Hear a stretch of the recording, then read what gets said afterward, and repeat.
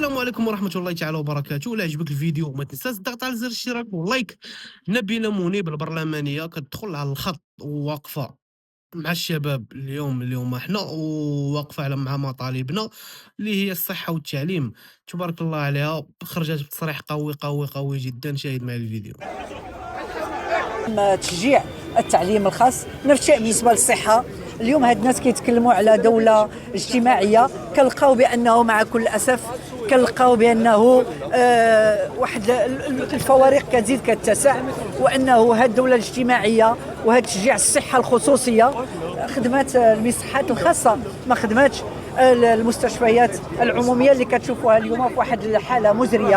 وانتم تتعرفوا انه الحق في التعليم والحق في الصحه هما الاعمده الاساسيه باش يعيش الانسان بكرامه.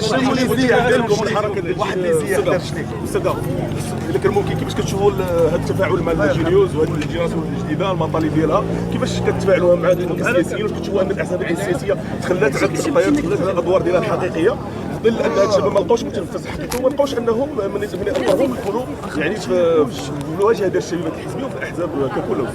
اولا الى الدور ديال الاحزاب تراجع، هذا بسبب المسؤوليه الاولى كترجع للدوله، لانها سنوات الجمر والرصاص وضربات الاحزاب الجاده اللي كانت كتاثر وكانت كتعاون الشباب باش يكون عنده وعي مرتفع وباش يمكن له يناضل من اجل المصالح ديالو، كذلك من اجل المصلحه ديال الوطن ديالو.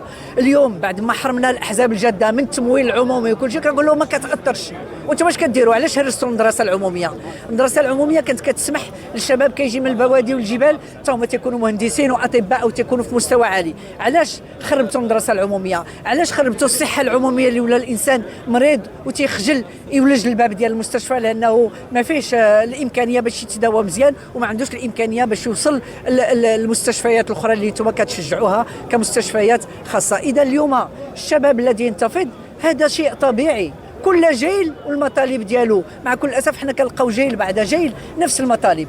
كنا بغينا نعيشوا في كرامه، بغينا المدرسه العموميه المجانيه، بغينا الصحه العموميه المجانيه، بغينا الحق في السكن، بغينا الحق انه الجهات ديالنا المهمشه انها هي تنال يعني الامكانيه ديال التنميه. اذا التواجد حنا ديالنا اليوم تواجد طبيعي، وخاصه بعد ما شفنا البارح ذاك القمع الشرس الذي وجه به شباب المغرب. راه ما يمكنش انه الدوله عاود ما تقدم باتجاه الديمقراطيه نتوجهوا نحو دوله اللي هي يعني اوتوريتير.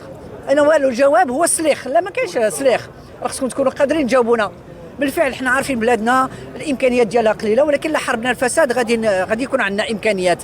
الا درنا مخططات اللي غناخذوا فيها بعين الاعتبار كل جهات المهمشه ديال الوطن، راه غادي تكون العيش الكريم. ما يبقاش شبابنا كيحرق بالباتيرات، ما يبقاش شبابنا كيتعاطى المخدرات، ما يبقاش شبابنا كينتحر لانه كيقول ما عنديش بلاصتي في هذه البلاد. لا، حنا بغينا نخلقوا الامل، ولهذا حنا موجودين.